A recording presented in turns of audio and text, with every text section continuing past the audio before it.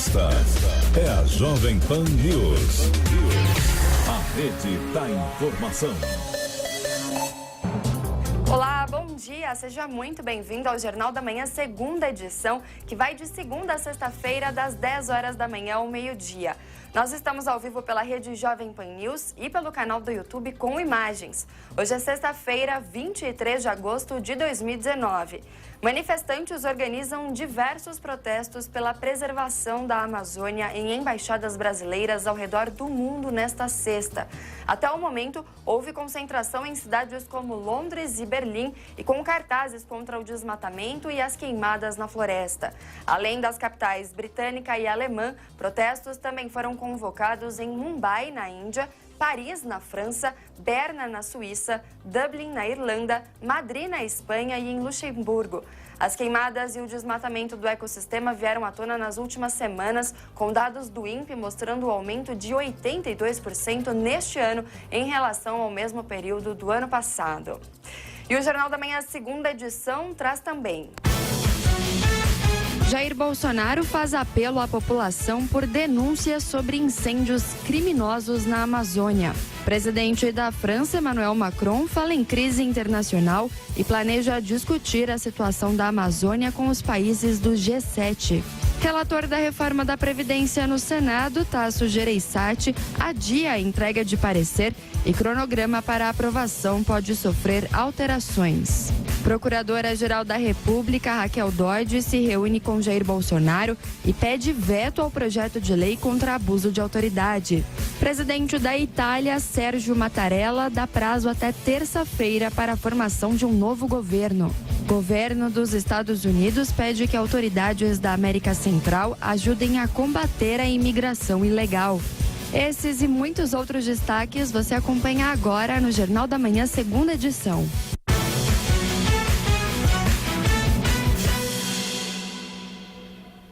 10 horas e 8 minutos, o relator da reforma da Previdência no Senado, Tasso Gereissati, adiou a entrega do parecer e o cronograma para aprovação pode sofrer agora alterações.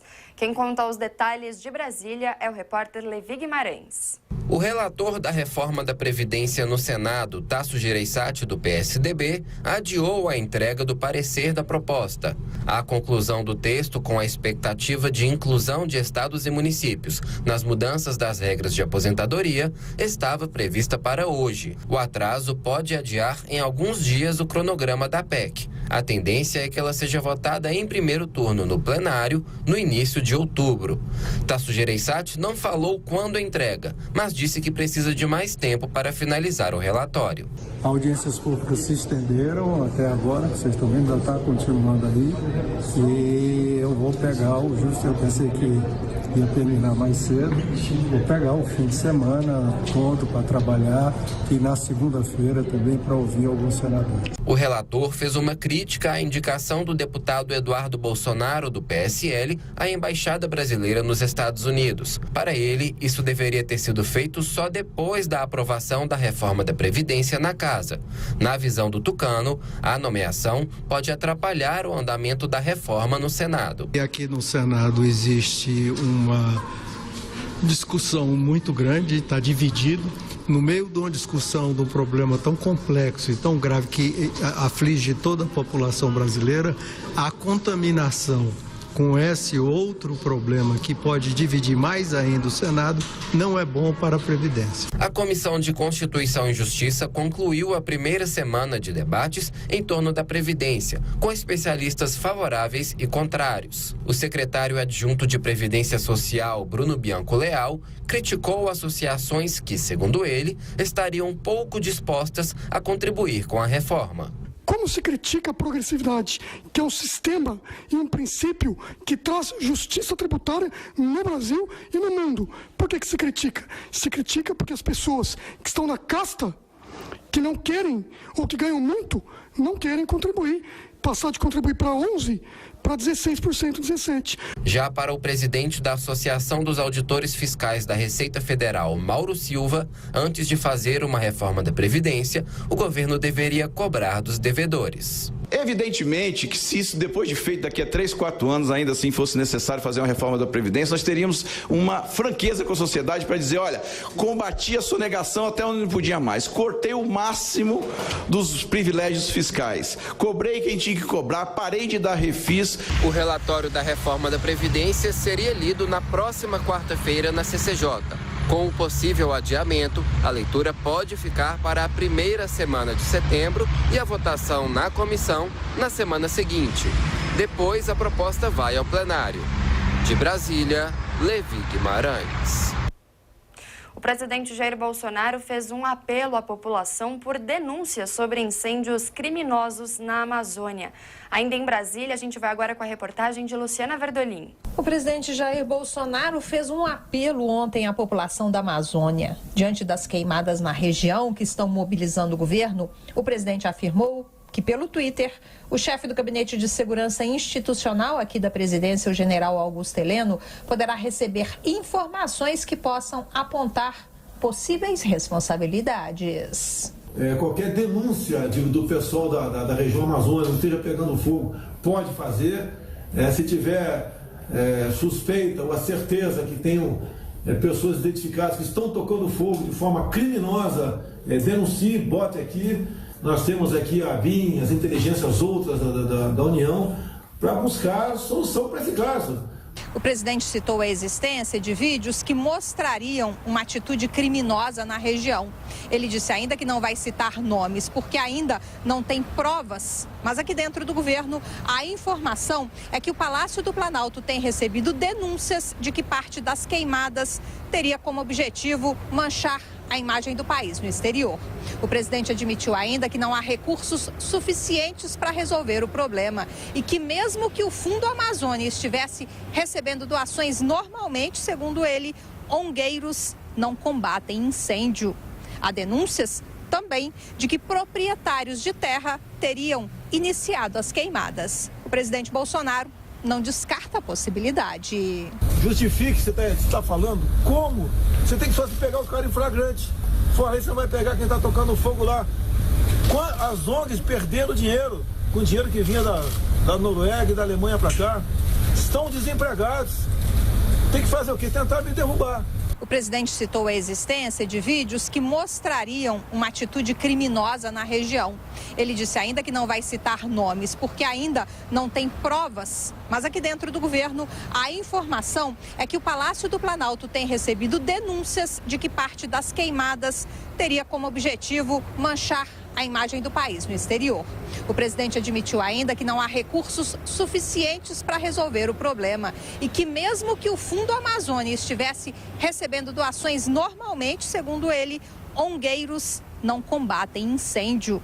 Há denúncias também de que proprietários de terra teriam iniciado as queimadas. O presidente Bolsonaro não descarta a possibilidade. Pode ser fazendeiro, pode. Todo mundo é suspeito. Mas a amostra suspeita vem de ONGs. Presidente, se é um indício fortíssimo disso, por que a gente publicou errado, então? Claro que eu acusei diretamente ONGs. Eu estou suspeita de ONGs. Ontem, Jair Bolsonaro recebeu aqui no Palácio do Planalto a Procuradora-Geral da República, Raquel Dodge. Assim como outros indicados a comandar o Ministério Público, Dodge também solicitou o encontro com o presidente. Ele tem dito que ela e todos os outros procuradores ainda estão no páreo. O presidente, no entanto, já descartou a possibilidade de ter à frente do Ministério Público o que ele chama de xiitas ambientais. De Brasília, Luciana Verdolim. E o governador do Amazonas, Wilson Lima, atribuiu o aumento das queimadas ao discurso permissivo do Palácio do Planalto. Reportagem de Vitória Bel. O governador do Amazonas, Wilson Lima, afirmou nesta quinta-feira que o aumento das queimadas e do desmatamento na região amazônica é resultado do que chamou de discurso permissivo existente no país. Wilson Lima esteve em evento com empresários nesta quinta-feira em São Paulo. O governador do Amazonas reconheceu que houve uma alta significativa na derrubada da floresta em relação ao ano passado e sustenta que parte dos produtores rurais que infringem a lei acreditam que não serão punidos. Sem fazer críticas, o governador rebateu as declarações do presidente Jair Bolsonaro sobre estados da região amazônica serem coniventes com as queimadas. Estamos cobrando com muito rigor, inclusive aumentando esse trabalho de fiscalização.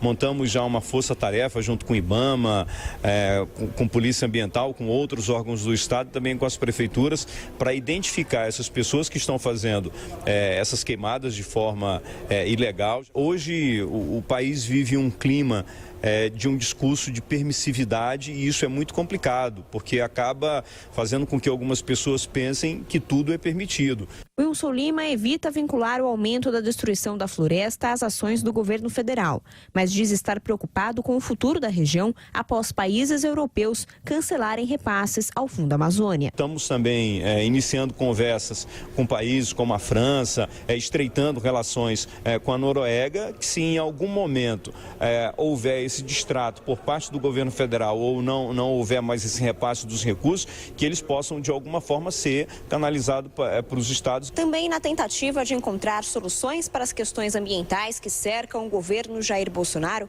o presidente da Câmara dos Deputados, Rodrigo Maia, afirmou que está em conversa com a bancada do agronegócio e com a ministra da Agricultura, Tereza Cristina. Maia quer evitar que ruídos sobre um descuido com a preservação de florestas possa atrapalhar negociações de produtores, inclusive com parceiros internacionais.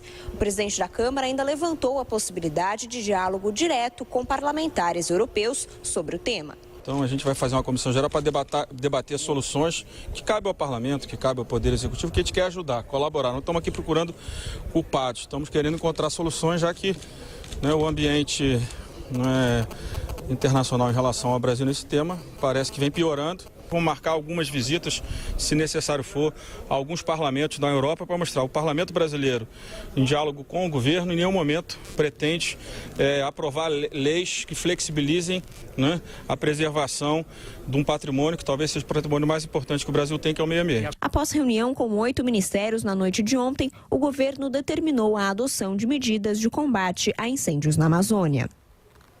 O presidente da França, Emmanuel Macron, planeja discutir a situação da Amazônia com os países do G7. Destaque de Nani Cox. O presidente da França, Emmanuel Macron, quer discutir a situação da Amazônia com os países do G7, durante a cúpula do grupo que começa amanhã. O francês considera os incêndios na Amazônia como crise internacional. Pelo Twitter, o presidente pediu nesta quinta-feira que o assunto seja o primeiro a ser debatido pelos chefes de Estado durante o encontro deste sábado. Na publicação, o francês usou uma foto antiga para se referir às queimadas recentes. Antes de Emmanuel Macron se pronunciar, o ministro das Relações Exteriores brasileiro havia denunciado o que chamou de campanha internacional equivocada. Segundo Ernesto Araújo, muitas pessoas estão usando imagens antigas ou de queimadas que não aconteceram na Amazônia. O chanceler ainda anunciou que vai criar um grupo de trabalho com a França para trocar informações sobre os esforços de combate ao desmatamento.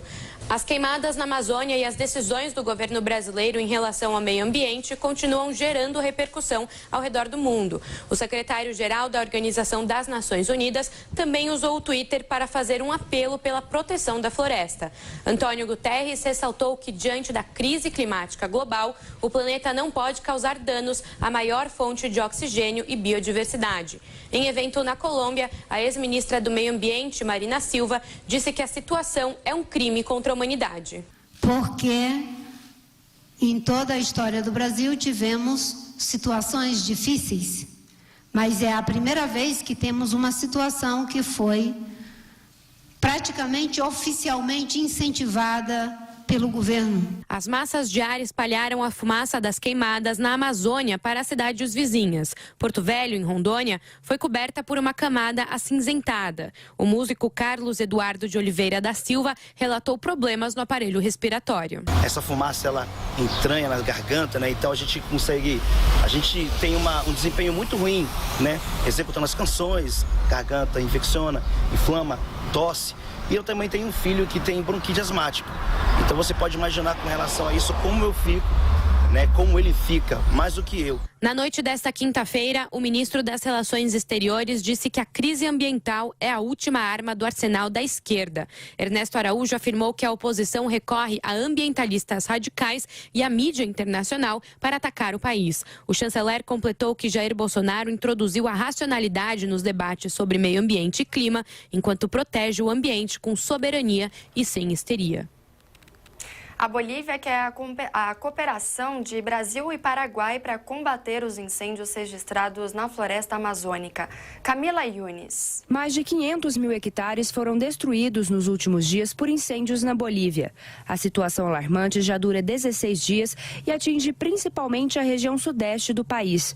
Apesar dos incêndios serem comuns nessa época do ano, por causa do tempo seco e dos ventos, as autoridades bolivianas estão tentando identificar de onde surgiram os focos. O maior incêndio da história do país causou transtornos em alguns lugares. A grande quantidade de fumaça interrompeu aulas e moradores tiveram de deixar suas casas. Ainda que a perda da fauna e da flora tenha sido grande, nenhuma morte de pessoa foi registrada.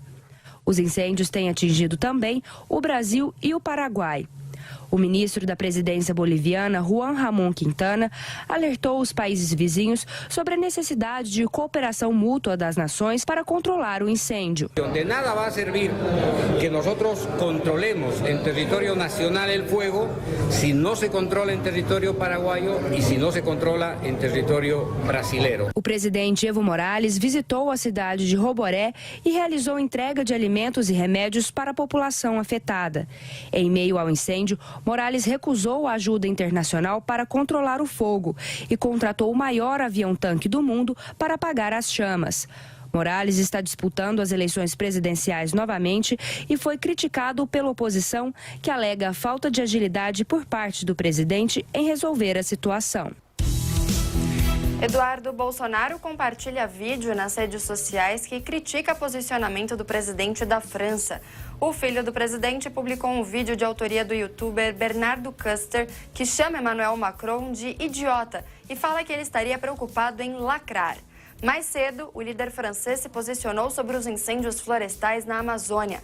Macron chamou o problema de crise internacional e cobrou que os líderes do G7 tratem o tema com urgência durante a reunião deste fim de semana, no sudoeste francês. Novo procurador-geral do Trabalho toma posse em Brasília. Alberto Bastos Balazeiro, primeiro colocado na lista tríplice encaminhada por membros do Ministério Público do Trabalho, assumiu o cargo nesta quinta-feira. O ex-procurador-chefe do MPT na Bahia vai substituir Ronaldo Fleury. Como procurador-geral do Trabalho, caberá a ele representar o Ministério Público do Trabalho junto ao Tribunal Superior do Trabalho. Defesa pede transferência de Sérgio Cabral de Bangu 8. Os advogados do ex-governador do Rio de Janeiro informaram nesta quinta-feira que desde março aguardam por um posicionamento da Justiça Fluminense. O pedido de transferência de Cabral para uma unidade prisional da Polícia Militar encontra-se com o juiz Marcelo Bretas, da 7ª Vara Federal Criminal. De acordo com o Márcio de Lamberti, que representa o ex-governador do Rio, ele corre riscos em Bangu 8. O presidente da Itália, Sérgio Mattarella, dá prazo até terça-feira para a formação de um novo governo. Destaque internacional de Renan Porto. O presidente italiano Sérgio Mattarella postergou até terça-feira a exigência de que os partidos entrem em um acordo para formar um novo governo.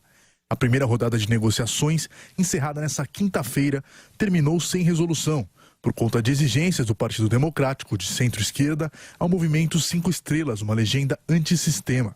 A Itália vive um impasse depois que o ministro do Interior, Matteo Salvini, articulou a dissolução da coalizão com os parlamentares do movimento. Na última terça-feira, o então primeiro-ministro Giuseppe Conte deixou o cargo. A renúncia foi uma manobra para evitar que eleições fossem convocadas automaticamente. A decisão de Mattarella frustra as pretensões de Salvini, que defendia uma votação popular ainda este ano. A expectativa era de que, assim, o ministro do Interior fosse alçado ao cargo de primeiro-ministro. A Itália é um país parlamentarista, mas diante das circunstâncias, cabe ao presidente Sérgio Mattarella autorização a um novo premier. De acordo com o presidente, os partidos já tomaram iniciativas em nome da formação de um novo governo, mas é preciso dar tempo para que eles cheguem a um acordo. Por mais que divergentes, os dois partidos que disputam a liderança do parlamento defendem bandeiras que representam uma ruptura com o programa de governo conduzido até então pela pressão de Salvini, contrário à União Europeia e ao euro. Nesta quinta-feira, a Polícia Federal prendeu o ex-deputado Marcelo Squassoni por fraudes em licitações e contratos públicos na Companhia Docas do Estado de São Paulo, que administra o Porto de Santos. Quem traz mais detalhes é a repórter Natasha Mazaro. A operação da Polícia Federal prende o ex-deputado Marcelo Squassoni, suspeito de fraudar licitações e contratos públicos na Codesp, a Companhia Docas do Estado de São Paulo, que administra o Porto de Santos. Segundo as investigações, o esquema causou prejuízo de mais de 100 milhões de reais à companhia. As irregularidades teriam ocorrido quando Squassoni era o presidente da Câmara dos Vereadores do Guarujá. Ele teria recebido R$ 1.600.000 entre propinas e empréstimos concedidos por empresas envolvidas. Além do ex-deputado, mais 18 pessoas foram presas. De acordo com os investigadores, o esquema de corrupção no Porto de Santos durou mais de 10 anos. A operação deflagrada nesta quinta-feira, chamada de Círculo Vicioso, é uma segunda fase da Operação Tritão, iniciada em outubro do ano passado para apurar irregularidades em contratos da Codesp. O procurador da República, Tiago Lacerda Nobre, explica que a operação teve apoio da atual gestão da companhia, que apontou novos indícios de fraudes. Um esquema que se utilizava para o desvio de dinheiro, para acréscimo de valores nos contratos, era a realização de aditivos. Esses aditivos em valores acabavam por acrescer valores que não seriam devidos em condição normal e, com isso, aumentar a caixa para pagamento de propina de agentes públicos. E a Companhia Docas, ao longo das décadas, segundo as investigações têm demonstrado, era um antro de corrupção, era algo com corrupção já endêmica e parece que no momento as coisas começam a mudar. Ao todo, foram cumpridos 21 mandados de prisão e 24 de busca e apreensão em cidades do estado de São Paulo, Rio de Janeiro e Ceará. Os investigados responderão pelos crimes de organização criminosa, associação criminosa, fraude a licitações, corrupção ativa e passiva. 10 horas e 27 minutos e o presidente Jair Bolsonaro participa agora de uma cerimônia em homenagem ao Dia do Soldado. O presidente discursa neste momento. Vamos ouvir. Que a pátria exigiu de nós o sacrifício da própria vida em luta e em defesa da liberdade e da democracia, nós nos fizemos presentes. E outros, mesmo com o sacrifício da própria honra, lutaram por esse mesmo ideal. Nesse momento, no meu peito também, a medalha do pacificador com palmas, que conquistei em 1978, no ato que qualquer um de vocês tivesse a oportunidade, também arriscaria a sua vida por aquele irmão. Nós somos um povo maravilhoso, um povo de coração grande, em grande parte cristão, um povo que tem na sua frente uma bandeira verde e amarela, tem em seu passado exemplos a ser seguidos, e o nosso futuro só depende da ação de cada um de nós. Repito aos meus ministros: o que há de mais importante entre nós é a confiança mútua. E juntos nós atingiremos o nosso objetivo. Meus irmãos militares, população brasileira, vamos marchar para o sucesso. Não nos faltam inimigos como os de sempre, que teimam em ganhar guerra de informação contra a verdade. Fizemos um trabalho ao longo dos últimos 4 anos, baseado numa passagem bíblica, João 8,32. E conhecereis a verdade, e a verdade vos libertará. Também defendendo a família. Eu cito nesse momento a senhora Michele, que me acompanha, a minha esposa, que nem ela sequer é poupada por parte daqueles que quer que nós não venhamos a progredir. A família, a religião, a liberdade da imprensa, que pese o excesso em muitas oportunidades. Vocês são importantes para o futuro do Brasil. E continuarei defendendo a sua liberdade a qualquer preço. Diferentemente de outro chefe do Estado no passado, que queria a todo custo o controle social da mídia, e vocês o tratavam muito bem por motivos outros que não é o caso de discutir aqui. Tendo a verdade, uma gente maravilhosa ao teu lado, crendo em Deus, acreditando nos que estão ao nosso lado, tendo a confiança do povo, nós mudaremos o Brasil. Soldados do Brasil, muito obrigado a todos vocês. Meu bom Deus, obrigado pela minha vida e pela missão. Brasil acima de tudo. Muito obrigado.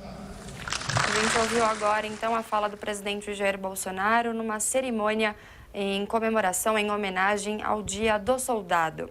Agora são 10 horas e 31 minutos e o Jornal da Manhã, segunda edição, vai para um rápido intervalo e nós voltaremos em instantes. Jovem Pan News. Jovem Pan.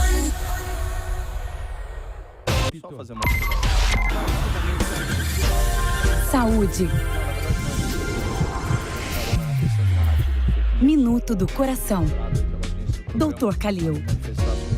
Hoje é o Dia Mundial do Antitabaco. Aproveite, deixe de fumar. Muitos avanços já foram feitos, mas ainda tem muita coisa para ser feita. Você tem que parar de fumar, porque o cigarro é um mal para a tua saúde. Isso não há dúvida nenhuma. Aumentando a incidência de doença cardiovascular, que é o infarto do miocárdio, o acidente vascular cerebral, o derrame cerebral, além de câncer. Câncer na garganta, câncer no pulmão, câncer em vários órgãos do organismo. Então o cigarro tem que ser banido da sua vida. Aproveite esse dia para refletir, não só esse dia que se comemora essa data, mas todos os dias você tem que pensar que você tem que parar de fumar. A melhor coisa é ser um ex-fumante. E muitas vezes é um hábito, você não é viciado. Pergunte para você mesmo, por que você fuma? Você fuma por quê?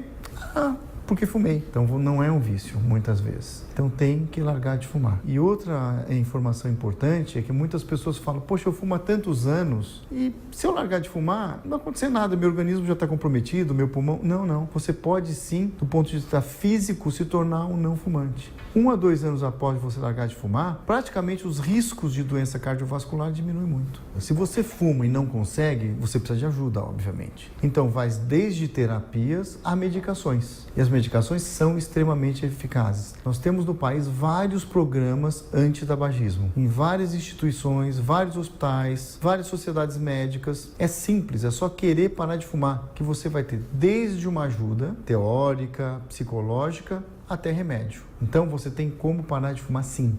Minuto do Coração. Dr. Kalil. E aí, quer ficar ligado em tudo que acontece no mundo do esporte? No Camisa 10 você tem as principais notícias do seu time do coração. Com toda a credibilidade da Jovem Pan e, claro, sem perder o bom humor.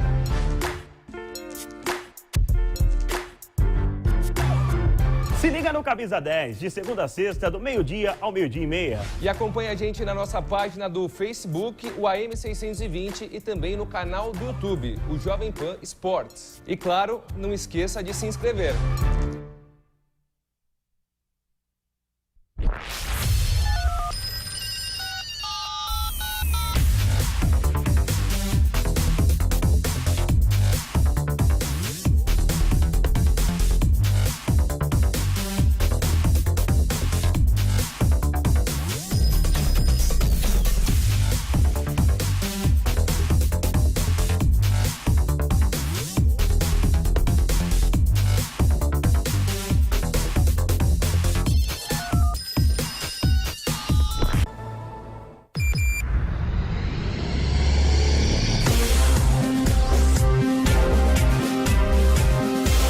Esta é a Jovem Pan News.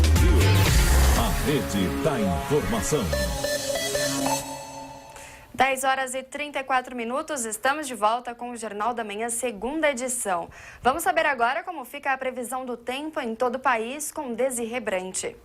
Por causa dos ventos que sopram constantemente do mar, a sexta-feira é mais um dia de muita nebulosidade, chuva fraca a moderada e frio também ao longo de toda a faixa leste, desde o Paraná, passando por todo o sudeste do Brasil. Também chove ao longo da faixa leste do Nordeste brasileiro, onde a temperatura fica mais amena por causa disso. Agora, além disso, no decorrer do dia, por causa de áreas de instabilidade que se formam no interior da América do Sul, a nebulosidade vai aumentar e devem ocorrer pancadas de chuva entre o norte do Rio Grande do Sul, Paraná, sul de Mato Grosso do Sul. Devem ocorrer pancadas também no interior de São Paulo e boa parte de Minas Gerais. E tem previsão, mais uma vez, de chuva em grande parte da região norte, a não ser na metade sul de Rondônia e também no estado do Tocantins. Quanto à temperatura, o dia ainda começa friozinho no Rio Grande do Sul e a temperatura máxima não passa dos 18 graus em Porto Alegre. Agora, Cuiabá terá máxima de 34 graus, Palmas 38, Teresina 35 e na região de Aracaju a máxima ainda chega aos 28 graus, mesmo com possibilidade de chuva. Agora, em Salvador, a temperatura mal deve passar dos 25 graus, porque na capital da Bahia vai chover mais ao longo desta sexta-feira.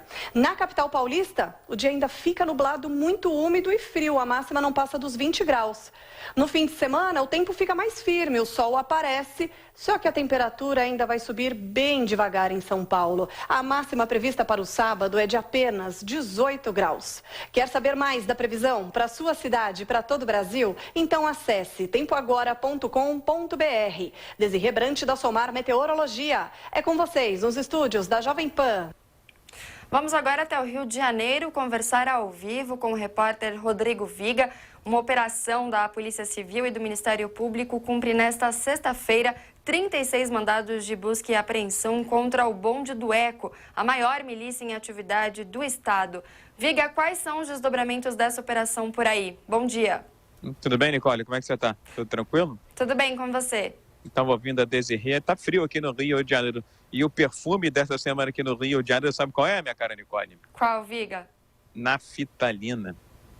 Rapaziada, guarda o casaco no armário com naftalina, né? Vai tirando e a gente sente esse cheiro no ar. E no final de semana também não vai ter sol por aqui não, pelo que eu estava percebendo das palavras aí da Desirê.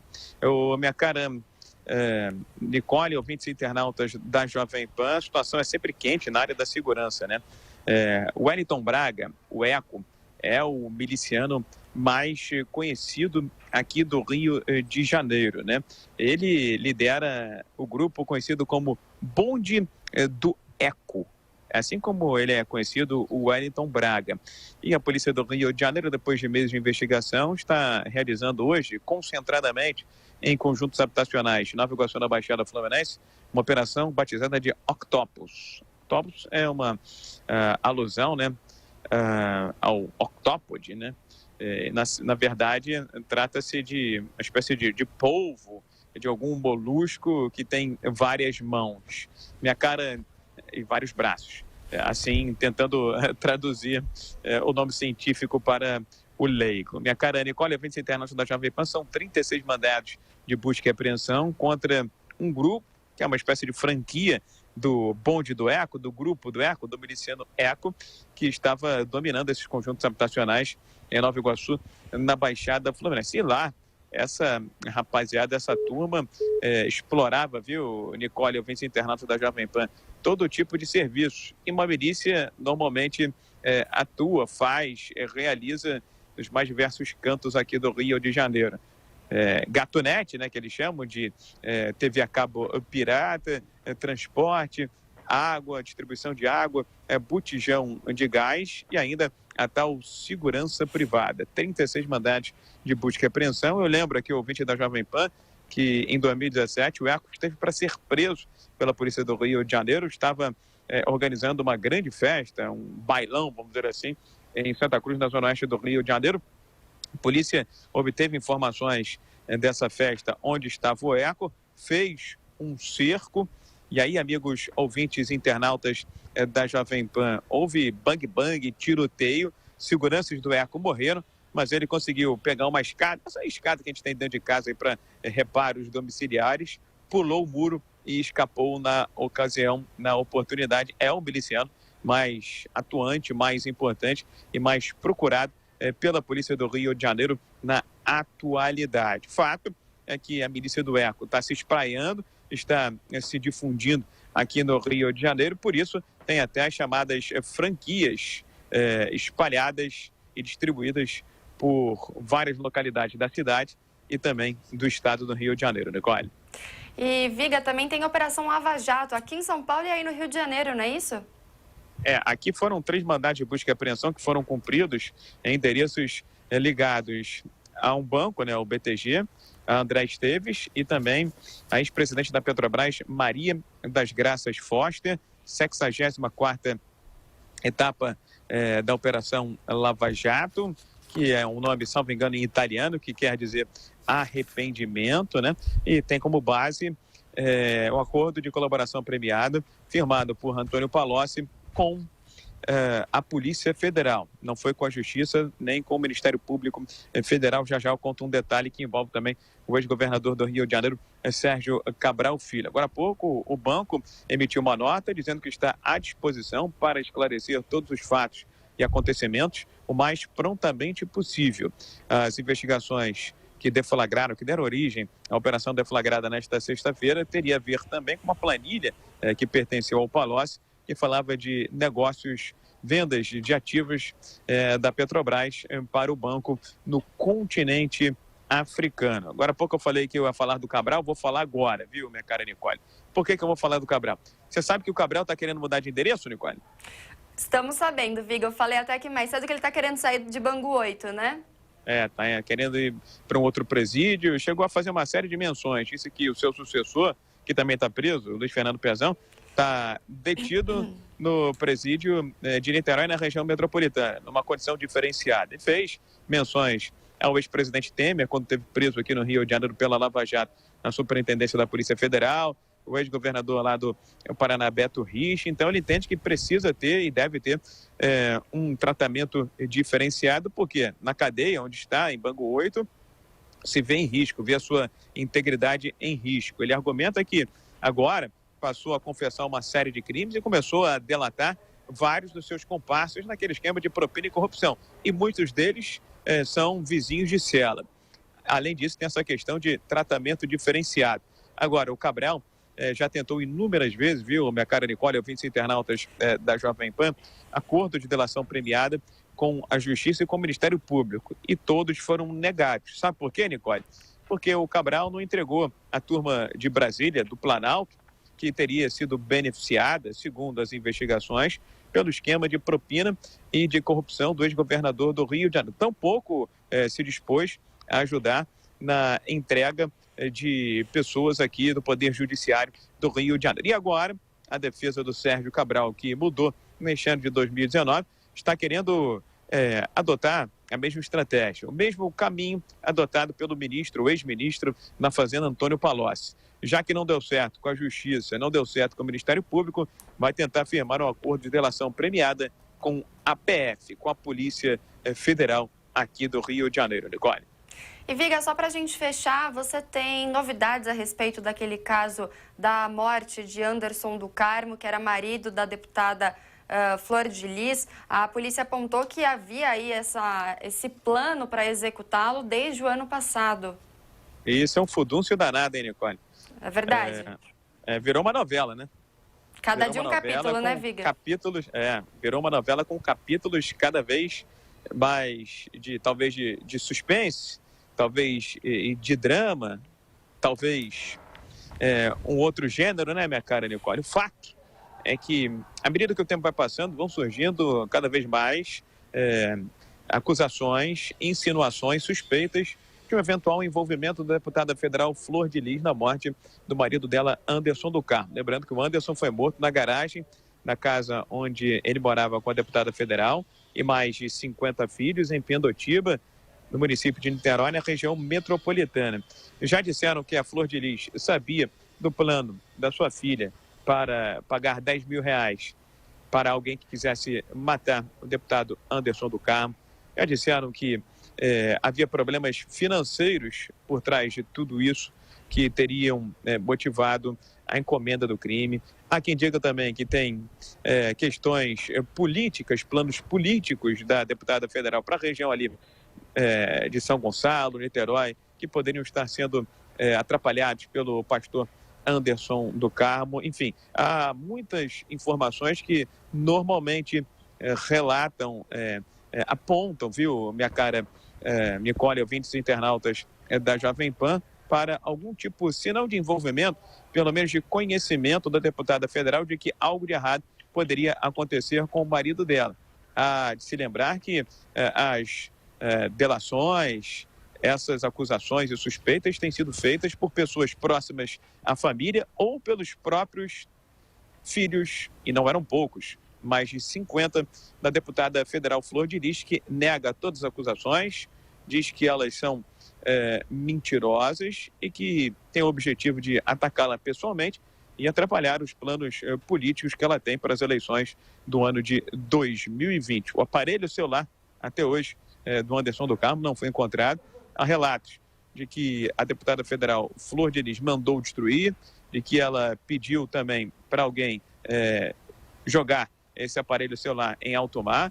Há depoimentos que dizem, inclusive, que o aparelho foi lançado do alto da ponte Rio e Niterói. Ainda haverá, viu, minha cara Nicole, ouvintes internautas da Jovem Pan, muitos capítulos desta novela. Tomara que nós possamos, ao final da novela, conhecer quem são os mocinhos e quem são os vilões desta trama, viu, Nicole? Figa, seguiremos acompanhando esse caso, né? Obrigada pelas informações, bom trabalho aí para você. Para todos nós, Nicole, aqui empacotado, tomara que não chova. Gosto até de um friozinho, agora com chuva, não gosto não, Nicole. Ninguém merece, né, Viga? Obrigada, até mais. Até mais. Juízes, procuradores e policiais foram às ruas ontem contra a lei de abuso de autoridade. Quem conta os detalhes é o repórter Daniel Lian. Juízes, procuradores e policiais participaram de protestos espalhados por todo o país contra a lei do abuso de autoridade. Enquanto isto, 33 senadores entregavam ao ministro Sérgio Moro um manifesto assinado que pede o veto integral da matéria. O líder do governo na casa, Major Olímpio, do PSL de São Paulo, aponta que o grupo irá trabalhar para que o presidente Jair Bolsonaro tenha suporte para derrubar o projeto. Então, se quiserem, eventualmente, derrubar o veto total que o presidente deve, e nós estamos dando essa garantia a ele, terão que ser colocados 41 votos de senadores pela eventual derrubada do veto. Diversos atos ocorreram em todas as regiões do Brasil. Na capital paulista, o procurador-geral de Justiça, Jean Paulo Pódio, voltou a criticar a lei. Ele traz textos muito vagos, muito subjetivos e criminaliza atividades que são muito corriqueiras, atividades de investigação, atividades de processo, de ação penal, de julgamento. 19 entidades participam do manifesto. A vice-presidente da Associação Paulista de Magistrados, Vanessa Mateus, espera o veto integral da matéria. O pedido das entidades é o veto integral ao projeto aprovado. Como é que uma legislatura que foi eleita com o objetivo de aprimorar o combate à criminalidade pode ter sob seu manto uma lei que prejudica justamente o combate à criminalidade? O presidente da Associação dos Delegados do Estado de São Paulo, Gustavo Mesquita Galvão Bueno, diz que a lei inibe ações como a colocação de algemas. O que seria esse uso indevido de algemas? Quem é que vai definir isso, se não o próprio policial que está ali na linha de frente, correndo risco de vida? Ninguém melhor do que ele para saber a necessidade ou não da utilização daquele instrumento. Paulo Penteado, presidente da Associação Paulista do Ministério Público, indica que a proposta da forma que está vai contra a modernidade. Isso é uma inversão do sistema de combate à corrupção e à criminalidade no Brasil. Os policiais federais também engrossaram o ato. O presidente da Associação dos Delegados da PF, Adalto Ismael Rodrigues Machado, diz que o texto aprovado na Câmara não foi discutido com a sociedade. Um grande debate com essa nova legislatura, porque essa legislatura não debateu esse projeto, ele foi apenas aprovado de forma simbólica e não é isso que pretendemos. Acho que com veto integral, há grande possibilidade dessa discussão e aí sim é um aprimoramento realmente da legislação. As instituições que participaram dos atos pedem uma resposta rápida e favorável do presidente da República, Jair Bolsonaro, mesmo que isto signifique um embate com a Câmara dos Deputados. Em sexto para a PAN, o atleta do basquete sobre cadeira de rodas, Paulo César dos Santos, bate recorde de participações. Reportagem de Vitor Moraes. Paulo César dos Santos, mais conhecido como Jatobá. Dos seus 46 anos, 27 foram servindo a seleção brasileira. Hoje, o armador nascido em Santos começa mais uma etapa na sua carreira. Vai participar pela sexta vez de um Pan-Americano, que acontece no Peru. Mas, para chegar até aqui, ele passou por muita coisa. A primeira, superar o trauma do acidente provocado por uma arma de fogo. Eu sempre torci muito pro Santos e acabei eu queria escutar o jogo do Santos, né, em 83 isso. E aí meu avô não estava com o rádio quebrado. Aí falou assim, ó, vai na casa do seu tio, que morava vizinho. Fui lá pro meu tio falou assim, eu tô sem rádio. Aí eu peguei, eu falei, não, então eu vou na casa do meu outro tio. Aí, que era um pouco mais distante, mas fui eu e meu irmão. Aí chegamos lá, tal, minha tia tava lá, não, fica a escuta aqui, tal. E tava muita gente, né, dentro da casa. E todo mundo começou a sair, ir embora. Aí ficou eu, meu irmão mais velho e esse meu primo. E eu estava escutando o jogo do Santos na cozinha. E aí foi quando meu primo, eu escutei bater a porta. E aí meu irmão veio, saiu correndo, né? Eu falei, o que houve? Ele falou, eu fui mostrar uma pro teu irmão saiu correndo com medo da arma. Eu falei, então deixa eu ver. Aí foi quando ele foi me mostrar assim, me apresentou a arma e disparou. Jatobá tinha 10 anos quando isso aconteceu. Mal sabia ele que se tornaria o jogador de basquete com mais participações em Pan-Americanos. Um exemplo de garra e determinação. O basquete foi que me reabilitou socialmente, né, intelectualmente, me trouxe toda a vivência na minha vida e tudo isso aí que se passou depois, né, eu mudei para São José do Rio Preto, né, participava de uma entidade, fui jogar nessa cidade, essa entidade infelizmente acabou fechando e aí foi quando eu abri o CAD, uma entidade que nós temos em São José do Rio Preto, né, e hoje nós temos 14 anos de entidade voltado ao esporte para as pessoas com deficiência, né, temos 2 equipes de basquete, temos atletismo, temos natação, e tudo isso porque o esporte me proporcionou isso. E eu sei do que o esporte é uma grande ferramenta para reabilitar, para trazer e socializar as pessoas com deficiência. Para mostrar o quanto é difícil de ser um atleta paralímpico no basquete, eu resolvi fazer a prova. Para mim, o mais difícil é conseguir se movimentar na cadeira. Vou fazer uma série de arremessos para ver como é que eu me saio. Vamos ver.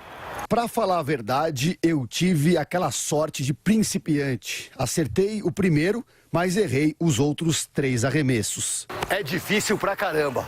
Agora vamos voltar para quem manja, para quem entende do assunto, o nosso Paulo César dos Santos, o Jatobá. Os obstáculos da vida não são páreos para você, meu amigo. Pode ser que o ouro venha ou não nesse Pan, mas saiba de uma coisa, vencedor você é e sempre foi. 10h53 e agora a gente vai direto para Brasília conversar ao vivo com José Maria Trindade. Zé Maria, bom dia para você. A gente teve informações agora cedo que o presidente da França, Emmanuel Macron, acusou o presidente Jair Bolsonaro de mentir sobre o clima e a França, juntamente com a Irlanda, pode rever o acordo da União Europeia com o Mercosul. Como é que o governo está reagindo a todas essas ameaças internacionais? Sim, esse perigo, viu? Muito bom dia, Nicole. Bom dia a todos. Olha, Nicole, aqui há fumaça e há fogo. O próprio governo admite que houve mesmo aumento do desmatamento e houve também aumento de queimadas, mas não exatamente nesta proporção que está se divulgando e há uma guerra de comunicação em curso. No meio aí, a disputa, né, pela exportação de produtos brasileiros. Proteínas animais e vegetais, né, soja em geral, e isso está ali fortemente embasado no acordo Mercosul e o mercado econômico europeu. Isso aí foi um tratado a duras penas, né, discutido em vários governos e muito aproximado do governo Temer e concluído agora no governo Bolsonaro. O presidente francês está travando uma guerra de comunicação e o governo decidiu reagir.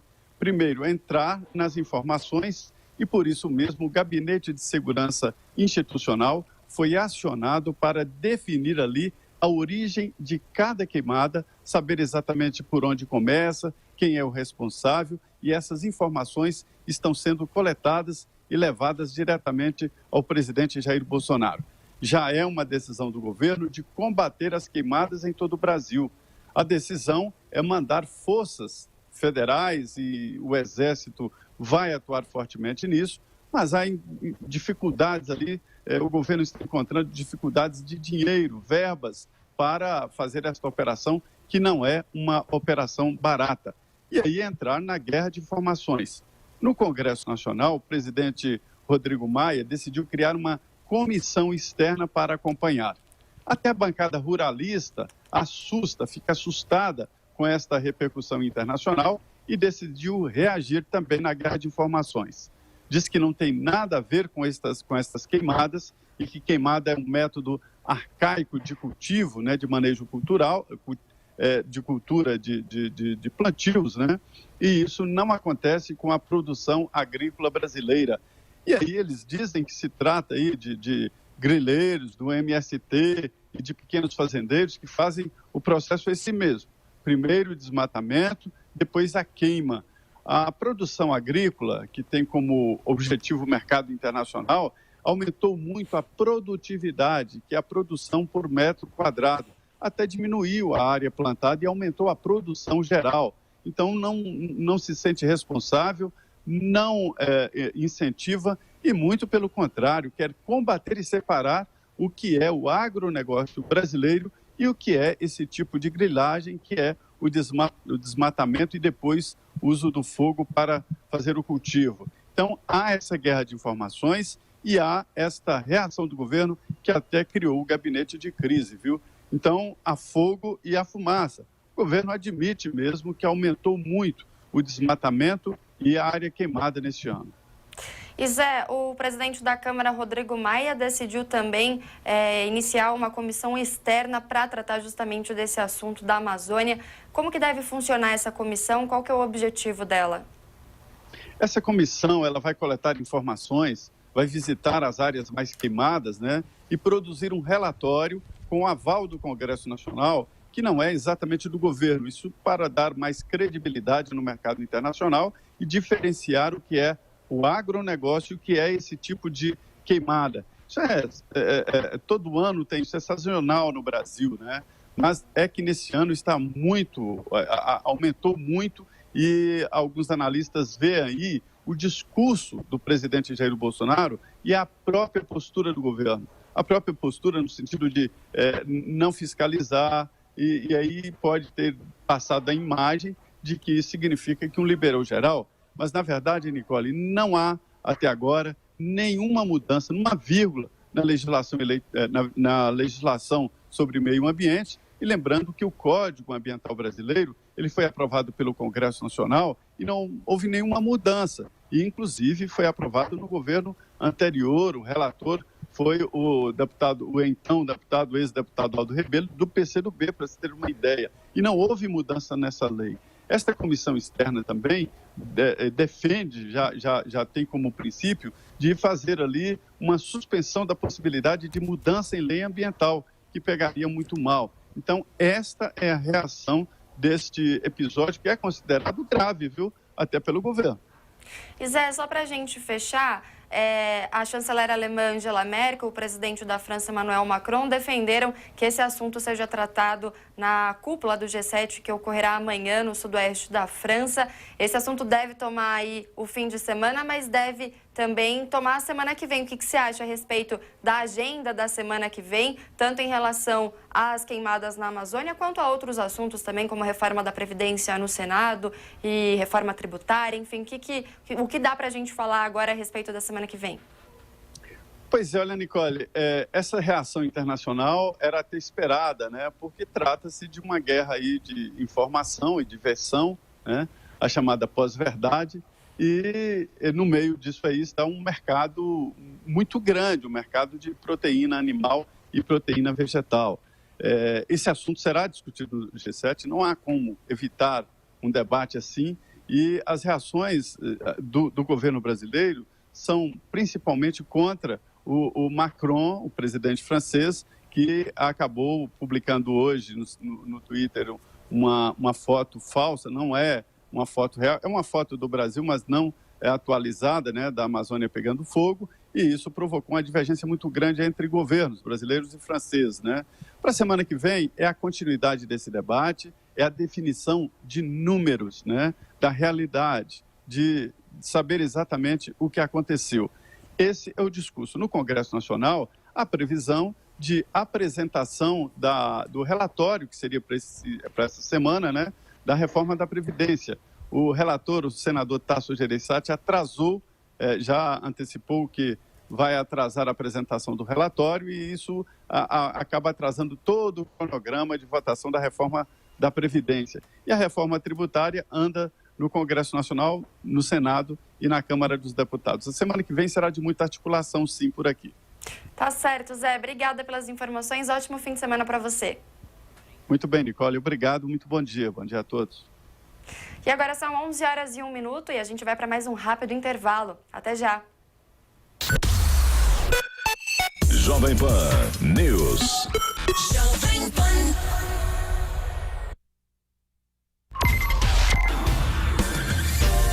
Saúde.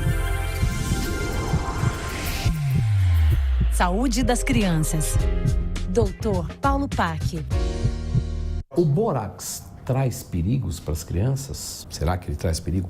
Muito bem, existe essa onda hoje muito forte de as crianças mexerem com o tal do slime. Uma mistura de cores, de massas em que a criança modula e faz tipo assim uma geleca, como se falava antigamente. Só que na composição do slime tem se colocado um derivado do ácido bórico que é o bórax. Esse bórax ele é um antisséptico, é uma substância que em pequenas quantidades pode não fazer mal. Porém, ele tem uma absorção pela pele. Então, uma criança que se exponha continuamente, e o que hoje os especialistas falam é de mais de 2 a 4 semanas de exposição frequente ao bórax, acabam absorvendo essa substância pela pele e podem ter uma intoxicação pelo bórax. E essa intoxicação ela pode se manifestar com quadros de vômitos, de diarreia, alterações de temperatura, irritabilidade e até mesmo é descrita a convulsão como consequência do uso, do contato, da intoxicação pelo bórax. Então, as crianças vão brincar com os slimes, mas é muito importante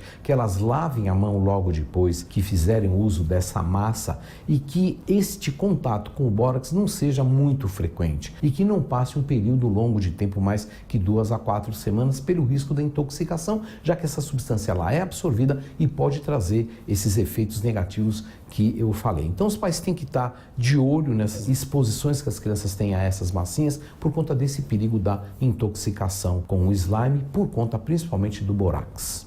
Saúde das crianças. Dr. Paulo Paque.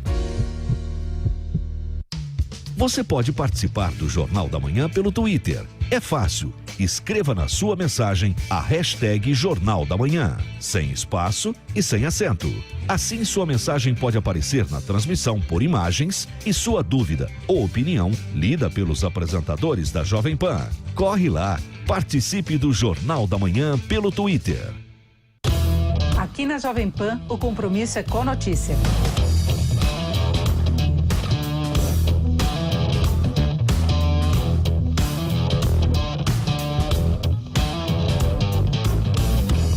Acompanhe o Jornal Jovem Pan de segunda a sexta-feira, das 14 às 15 horas, nos canais do YouTube e Facebook da Jovem Pan News.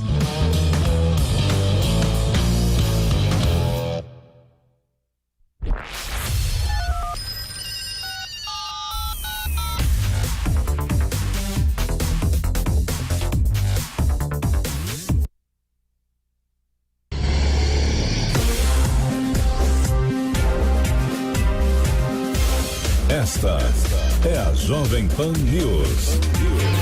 A rede da informação.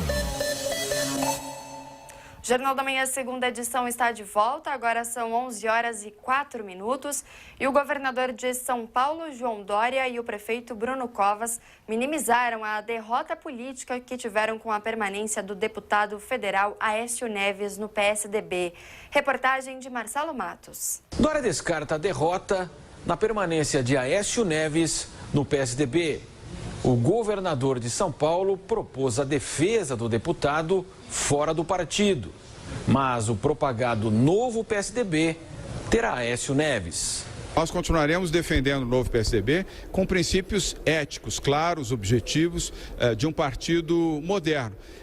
E vamos ter que fazer, evidentemente, um enfrentamento daqueles que ainda querem o velho PSDB, o PSDB antigo, que esconde sujeiras e problemas embaixo do tapete, que adia decisões, que gosta de caminhar em cima do muro.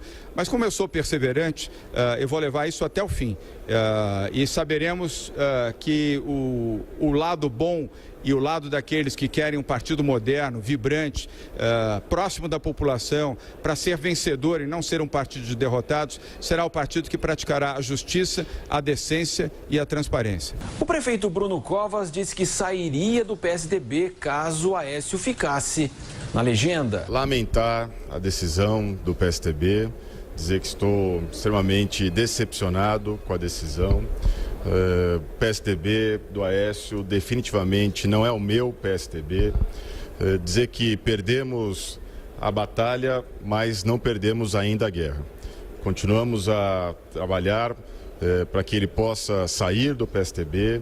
O partido aqui em São Paulo estuda recorrer ao Diretório Nacional, se for o caso, recorrer à Justiça, para que o Conselho de Ética possa efetivamente julgar o caso do deputado Aécio Neves. Então vamos continuar insistindo, vamos continuar lutando, vamos continuar a brigar para que o partido possa entender, compreender a derrota que sofreu na última eleição, e parte dessa derrota se deve ao fato de não fazer este tipo de limpeza, de não fazer este tipo de ação, de colocar para fora aqueles que estão envolvidos em casos de corrupção. A disputa interna tucana ocorre pelo comando do PSDB, principalmente já pensando nas próximas eleições presidenciais. Pena máxima de prisão no Brasil pode subir de 30 para 40 anos. Essa foi uma das propostas aprovadas por grupo de trabalho na Câmara que debate o pacote anticrime, com ideias dos ministros Alexandre de Moraes, do Supremo Tribunal Federal, e de Sérgio Moro, da Justiça e Segurança Pública. Os parlamentares também deram aval a mudanças nas regras para a concessão da liberdade condicional. Além do bom comportamento durante a execução da pena, o preso que quiser o benefício não poderá ter cometido nenhuma falta grave em 12 meses. No entanto, como ainda não houve consenso em alguns pontos, a comissão deverá votar o texto final na terça-feira que vem. O relator, deputado federal Capitão Augusto, do PL de São Paulo, não gostou desse adiamento. O texto modificativo não há possibilidade, porque eu não tive nem tempo de ler, foi ontem às 19 horas. Então... Mas o texto que eu apresentei para Vossa Excelência já está fazendo 50 dias. Então, se não apresentar sugestão, é porque já conhece o texto e está passivo de votar. Nos bastidores, deputados consideram que o relator do pacote anticrime, Capitão Augusto, é intransigente. O deputado federal Marcelo Freixo, do PSOL do Rio de Janeiro, avalia que as medidas precisam de uma análise detalhada. E nos pontos que nós não mandamos emendas, nós tenhamos amplo acordo ou maturidade para votar como está. Isso é uma falsa impressão. Eu queria ser muito sincero com isso que eu estou falando aqui. Não tem nenhuma armadilha ou combinação, não tem nada disso. Marcelo Freixo destaca que um dos pontos mais polêmicos é o do excludente de ilicitude, que reduz ou isenta policiais de pena em situação de conflito armado. O deputado federal Orlando Silva, do PCdoB de São Paulo, chegou a sugerir a votação do relatório em partes, mas a sessão foi mesmo adiada. Até a próxima terça-feira para fazer um filtro e checar se são de fato consensuais ou não. Se não são consensuais, o que não for, retiraremos para examinar com propostas modificativas ou supressivas e aprovaremos o conjunto da proposta de sistematização. Certo, presidente? O deputado Orlando Silva, do PCdoB, sugeriu que os parlamentares tomassem conhecimento das novas propostas até segunda-feira. O grupo de trabalho decidiu ainda que a multa oriunda de uma condenação só poderá ser cobrada após o trânsito em julgado do processo. O grupo que analisa o pacote anticrime já tinha excluído sugestões de Sérgio Moro, como a prisão aos condenados em segunda instância e o plia bargain. O presidente da Câmara, Rodrigo Maia, ainda não decidiu se o pacote terá de ser analisado por outra comissão ou se vai diretamente ao plenário. Vamos agora ao comentário de Rodrigo Constantino. Bom dia. Bom dia. A Câmara dos Deputados aprovou nesta quarta-feira, por 320 votos a 61, um projeto de lei que modifica o Estatuto do Desarmamento e permite a posse de arma de fogo em toda a extensão da propriedade rural. O texto segue agora para a sanção do presidente Jair Bolsonaro. O projeto foi elaborado pelo senador Marcos Rogério, do DEM de Roraima, e aprovado pelo Senado em junho. Antes, a posse de arma era permitida apenas na sede do imóvel rural, como, por exemplo, a casa central de uma fazenda. Os apoiadores da proposta alegam que a medida dá mais segurança aos proprietários rurais que moram em regiões de difícil acesso pela polícia. Não dá para tapar o sol com a peneira. Esta proposta quer permitir que o homem rural que vive lá no seu rincão tenha o mínimo de proteção que o Estado não pode lhe oferecer, porque o Estado está ausente pela distância, argumentou o deputado Pompeu de Matos, do PDT. Já os adversários da iniciativa dizem que a mudança não combate a violência e aumenta o número de armas em circulação na sociedade. Com a lei, a pessoa poderá chegar na cerca de uma propriedade e disparar tiros, criticou o deputado Jorge Sólia, do PT da Bahia. Eu entendo o medo do petista. Imagina só se invasores do MST resolvem invadir uma fazenda cujo proprietário tem agora o direito legal de ter uma arma e disparar contra os bandidos. Como é que fica a situação dos criminosos? É realmente um absurdo dificultar a vida de marginais. Ironias à parte, a lei é um avanço. É alvissareiro também ver que até deputado do PDT pode ter bom senso às vezes. A existência da polícia não é garantia de proteção individual, ainda mais em locais distantes. Da mesma forma que a existência dos bombeiros não elimina a importância de um extintor de incêndio no local. O especialista Benê Barbosa comentou sobre a decisão, não tão empolgado assim. Ele disse que o porte de armas dentro da propriedade não é porte, mas posse, e que isso sempre foi possível. Ele disse que, no máximo, o projeto vai pacificar judicialmente esse entendimento, que, claro, é um avanço. E ele questiona quem precisa mais de acesso aos instrumentos para exercer a autodefesa, uma vez que os índices de criminalidade são piores no meio urbano. A premissa que a pessoa no campo diz está mais insegura por haver um aparato estatal menos presente é emocionalmente mais fácil de se defender e ser aceita, pois por isso foi aprovado. Enquanto isso, aqueles que moram nas áreas urbanas e nos grandes centros infestados com toda espécie de criminosos continuam tendo que contar com a ideia utópica de que o Estado estará lá sempre para te proteger. Claro que o Benê está certo, tem um ponto, mas calma, né? Cada coisa em seu tempo, e ainda resgataremos, espero, o direito de exercer a legítima defesa em nossas casas também, se Deus quiser e se os congressistas tiverem juízo. Ao menos agora os ruralistas podem aguardar armados os bandidos, armados dentro da lei, eu quero dizer. Não haverá mais aquela situação esdrúxula, bizarra, em que um proprietário é punido por ter uma arma ilegal, enquanto que o invasor sai ileso. Chega de tanta inversão. O ministro da Cidadania, Osmar Terra, negou que tenha havido censura na suspensão de edital de produções LGBT. Destaque do repórter Tiago Muniz. O ministro da Cidadania nega que tenha ocorrido censura na suspensão de um edital que contemplava produções com temática LGBT criticadas por Jair Bolsonaro.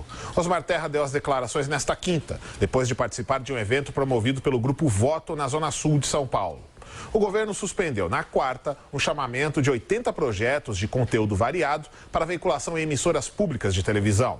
4 dessas produções, Afronte, O Sexo Reverso, Religare Queer e Transversais, foram nominalmente criticadas pelo presidente Jair Bolsonaro na semana passada. Com isso, José Henrique Pires deixou a Secretaria Especial da Cultura, dizendo que a prática corresponderia à censura. O ministro Osmar Terra diz que demitiu Pires porque ele não estava desempenhando as políticas da pasta e nega que tenha ocorrido censura. Ninguém é proibido de fazer nada no Brasil, filme nenhum. Pode fazer em qualquer lugar, qualquer filme. Agora, se vai envolver um recurso público e tem um filme que trata da história do Brasil, tem outro filme que trata de outro tema, o governo tem que decidir. Eu acho que o governo pode propor os temas. Por que não? Por que os temas têm que ser propostos por um funcionário do governo passado e nós temos que aceitar tudo? É essa a discussão. O ministro da Cidadania disse ainda que, como se trata de um recurso público, o governo deve considerar questões prioritárias para a sociedade no financiamento de projetos. Osmar Terra, então, foi questionado se temáticas LGBT são ou não prioritárias para o governo. Então nós temos que ver os temas que interessam à sociedade. Só isso. O senhor pessoalmente vê algum problema? Pode ser e pode não ser. Eu não tenho nada contra temas de LGBT nem nada. Eu só quero saber se tem alguma coisa que é mais prioritária do que isso. E tenho o direito de debater isso. Enquanto isso, o Ministério Público Federal no Rio de Janeiro apura se a suspensão do edital configura censura. A Procuradoria deu 10 dias para que a Ancine e o Ministério da Cidadania forneçam informações. A Prefeitura do Rio de Janeiro continua tentando reabrir a Avenida Niemeyer. Rodrigo Viga.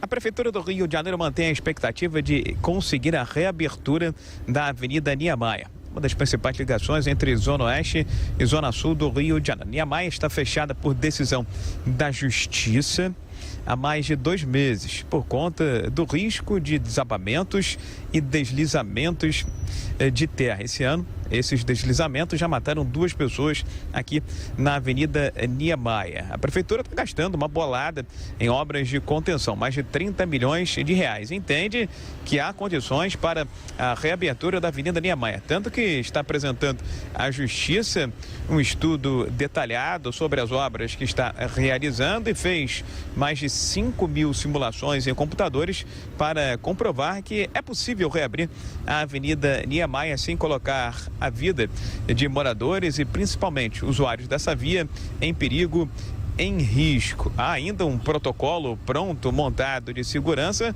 para a utilização da Avenida Niemeyer caso ela seja reaberta. Isso significa dizer que se chover forte, se houver uma concentração de chuva num curto espaço de tempo, a Prefeitura já tem um plano para fechar automaticamente a Avenida Niemeyer.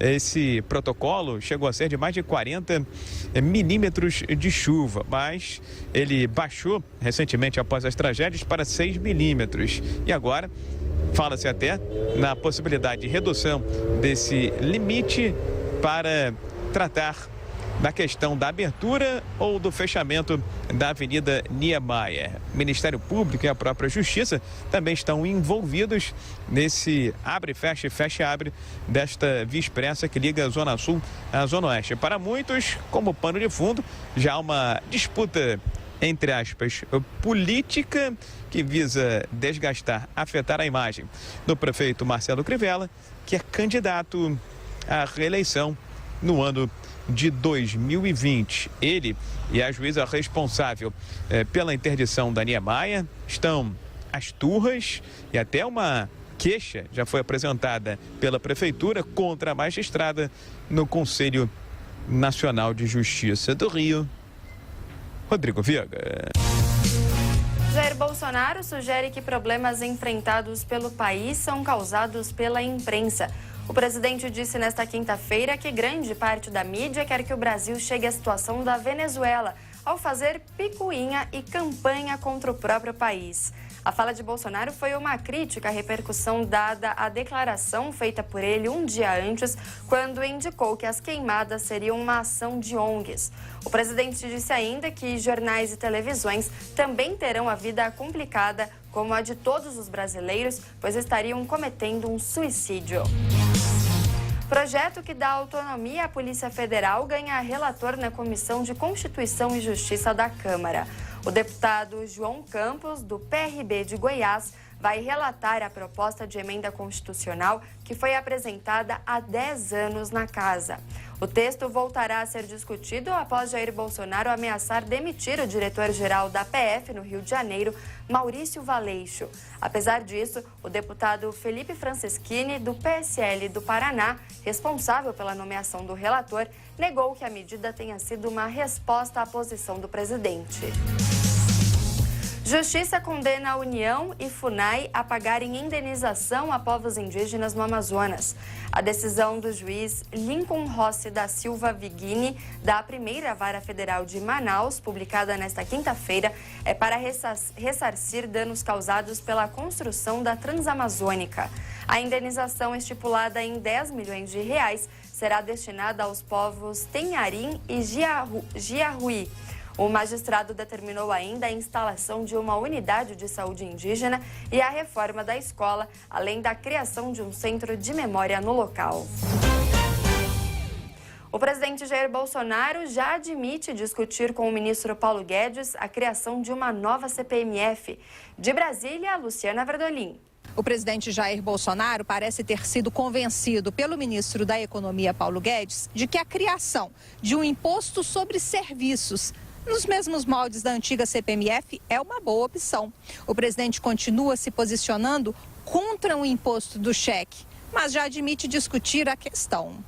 Se desburocratizar muita coisa, diminuir esse ciclo de impostos, a burocracia enorme, eu estou disposto a conversar. Falei que não pretendo recriar a CPMF. No Congresso Nacional, a medida é polêmica e enfrenta muita resistência, seja dos aliados aqui do governo, seja da oposição. A avaliação é de que a experiência que o país teve com a CPMF não foi boa. A população, de uma forma geral, é contra o imposto. Existe o temor também, por exemplo, da promessa do chamado imposto único na prática não substituir os outros tributos, como é a promessa da economia. O líder do governo na Câmara, o deputado Major Vitor Hugo, admite dificuldades, mas não descarta a possibilidade da proposta avançar na casa. Havendo todos os esclarecimentos, se mostrando que é uma substituição e uma simplificação, há espaço para discussão, mas na liderança do governo, na Câmara, nós não trabalhamos ainda com hipóteses, nós só vamos começar. É lógico, já começamos a conversar, tentar esclarecer, mas vamos esperar a proposta efetiva do governo chegar na Câmara. O presidente evitou comentar ontem a decisão do governo de analisar a possibilidade de privatizar a Petrobras, como pretende fazer com os Correios, por exemplo.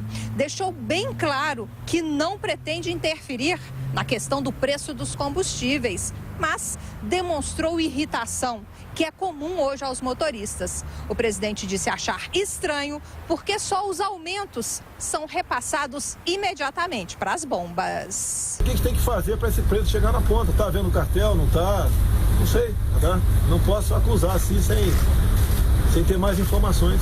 Agora, é uma realidade. Não tem diminuído o preço do combustível na bomba, ponto final. É a realidade, não é? Isso não pode Agora, quando aumentam um delta X qualquer, a refinaria imediatamente na ponta da bomba aumenta de novo. A proposta de privatizar a Petrobras não é novidade, não. O governo do ex-presidente Fernando Henrique defendia a venda, que teve qualquer discussão congelada durante os governos petistas. O que se avalia dentro do governo é que a questão é tão polêmica quanto a ideia de trazer de volta a CPMF. O secretário da Receita Federal, Marco Sintra, defende um novo imposto e ressalta que os estudos estão avançados dentro do governo. O presidente da Câmara, o deputado Rodrigo Maia, já avisou que a área econômica pode até tentar, mas que a recriação da CPMF não passa na casa. De Brasília, Luciana Verdolim. Parlamentares da Rede Sustentabilidade entraram com um pedido de impeachment no Supremo Tribunal Federal contra o ministro do Meio Ambiente, Ricardo Salles. Quem traz as informações de Brasília é o repórter Antônio Maldonado. Parlamentares da Rede Sustentabilidade querem que o Supremo Tribunal Federal condene o ministro do Meio Ambiente, Ricardo Salles, por omissão e que determine o impeachment dele por crime de responsabilidade. Os pedidos foram apresentados à Corte nesta quinta-feira. O argumento é que as decisões tomadas por Salles, desde que assumiu o cargo, contribuíram para para o aumento no desmatamento e no número de queimadas registradas na Amazônia nos últimos meses. Entre os exemplos apresentados na peça estão a decisão de cortar 5,4 milhões de reais, ou 50% da verba do Centro Nacional de Prevenção e Combate aos Incêndios Florestais, a iniciativa de diminuir de 96 para 23 o número de membros titulares do CONAMA, que é o principal órgão consultivo do Ministério, responsável aí por estabelecer critérios para licenciamento ambiental e normas para o controle e a manutenção da qualidade do meio ambiente, e a postura de negar o aumento dos índices de desmatamento. Segundo o senador Randolfo Rodrigues, que é um dos autores do pedido de impeachment, essas medidas mostram como Ricardo Salles trabalhou contra aquele que é o principal objetivo do cargo que ocupa, que é a preservação do meio ambiente. As declarações, as omissões e as ações do Ministério do Meio Ambiente têm ligação direta com a catástrofe que agora está acontecendo. É por isso que, como foi dito pelo senador Contarato, ineditamente nós estamos protocolando este pedido de impeachment por crime de responsabilidade no Supremo Tribunal Federal. As críticas ao posicionamento do governo federal em relação ao aumento nos índices de desmatamento e no número de queimadas vêm, inclusive, de fora do país. Mas para o ministro-chefe da Casa Civil, Onyx Lorenzoni, o Brasil cuida muito bem do meio ambiente e não precisa da lição de ninguém. Segundo ele, a Europa utiliza o discurso do desmatamento para impor barreiras ao crescimento brasileiro. O Brasil é um país que cuida e muito bem do seu meio ambiente. Nós precisamos ter lição de ninguém, até porque nós não podemos ser ingênuos. Os europeus usam a questão do meio ambiente por duas razões. A primeira, para confrontar os princípios capitalistas, porque desde que caiu o Muro de Berlim e desde que a União Soviética fracassou, uma das vertentes para a qual a esquerda europeia migrou foi a questão do meio ambiente. E a outra coisa é para estabelecer barreiras ao crescimento e ao comércio com o Brasil de bens e serviços. O aumento nos índices de desmatamento e na quantidade de queimadas não preocupa apenas a sociedade, especialistas e os parlamentares da Rede Sustentabilidade aqui no Brasil. O presidente da Câmara, deputado Rodrigo Maia, que é do Democratas, anunciou nesta quinta-feira que vai criar uma comissão externa para acompanhar a situação na Amazônia. Ele também vai realizar uma comissão geral para avaliar o que está acontecendo e propor soluções ao governo federal. Os deputados, inclusive, já se articulam para convocar o ministro do Meio Ambiente para essa sessão, que ainda não tem data para ocorrer. O fato é que os autores da denúncia, que pode levar ao impeachment de Ricardo Salles, esperam que o Supremo Tribunal Federal decida logo sobre a questão. Afinal de contas, grande parte da Amazônia está queimando e eles acreditam que a postura do ministro é determinante para que a situação permaneça ou não como está. De Brasília, Antônio Maldonado. 11 horas e 27 minutos e a gente vai agora para um rápido intervalo. Até já. Jovem Pan News. Jovem Pan.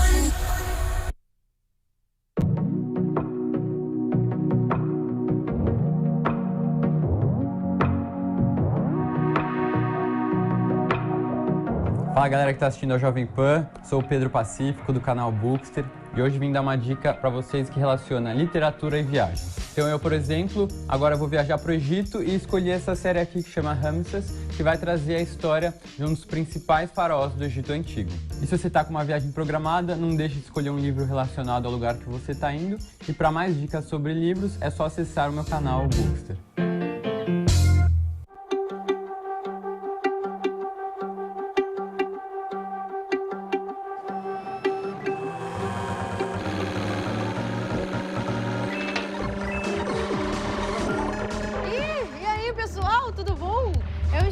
Silveira, mais conhecida como Camilota XP, e hoje vocês estão na BBL, uma das maiores holdings de entretenimento do Brasil, que tem como objetivo trazer as melhores experiências para marcas, público e parceiros.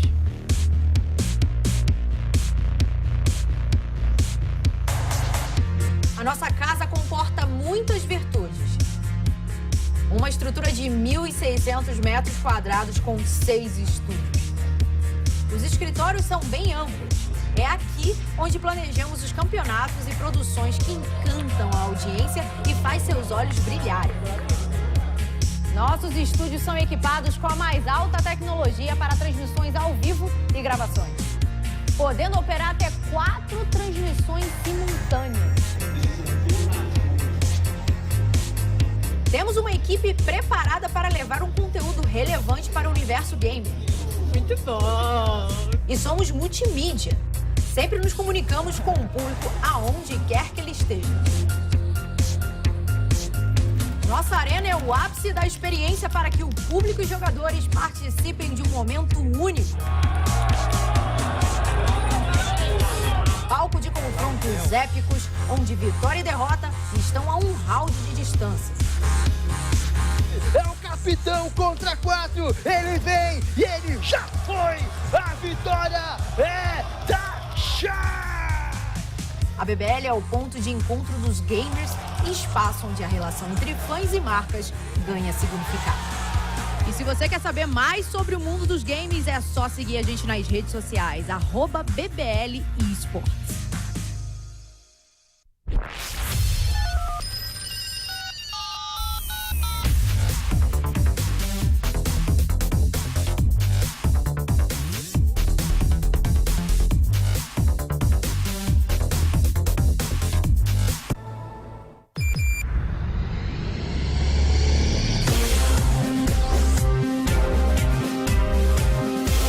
Esta é a Jovem Pan News, a rede da informação.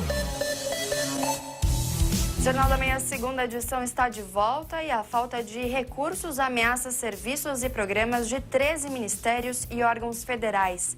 Entre os mais afetados estão as pastas de infraestrutura, minas e energia, defesa, ciência, tecnologia e comunicação, além do desenvolvimento regional, segundo o jornal Estado de São Paulo. Serviços da Receita Federal e os repasses do Minha Casa Minha Vida poderiam ser paralisados já em setembro. Ainda de acordo com a publicação, a equipe econômica apresentou na última quarta-feira um plano a parlamentares para obter 20 bilhões em receitas e desafogar o orçamento. Hamilton Mourão diz que a Amazônia brasileira está segura. O vice-presidente se manifestou na noite desta quinta sobre os incêndios florestais na Amazônia. Em uma publicação nas redes sociais, ele diz que a região está segura e que as queimadas são consequências do período de seca. Mourão ainda acrescentou que estão tentando transformar o problema da floresta em uma crise internacional. Pastor Anderson do Carmo teria sido alertado de plano de assassinato contra ele. A informação consta no relatório final da Polícia Civil sobre a morte do marido da deputada federal Flor de Lis, revelado nesta quinta-feira pela TV Globo. Segundo o depoimento de uma das filhas adotivas, Anderson foi informado no início deste ano que filhos e a esposa tramavam a morte dele. O pastor, porém, ignorou a ameaça de assassinato que acabou sendo cometido em 16 de junho na cidade de Niterói. Vamos agora ao destaque do repórter Vitor Moraes. A Polícia Civil de São Paulo prendeu 17 pessoas em uma mega operação para combater o tráfico de drogas na Cracolândia, região central de São Paulo. 10 dos presos tiveram a prisão decretada e os outros 7 foram presos em flagrante. 21 quilos de drogas também foram apreendidos, na maioria crack, mas também cocaína, maconha e lança-perfume. A operação contou com a participação de quase 600 homens da Polícia Militar e foi coordenada pelo DENARC. De acordo com a Secretaria de Segurança Pública, esse trabalho é o resultado de 5 meses de investigação. Segundo o delegado-geral da polícia, o Rui Ferraz Pontes, o foco agora é prender todo e qualquer traficante que apareça na Cracolândia. À medida que os traficantes tentarem se estabelecer lá novamente, vão ser atacados e vão ser presos.